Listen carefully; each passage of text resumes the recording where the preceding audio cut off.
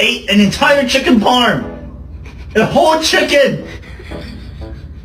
Do you have any idea what we've done? It was $20.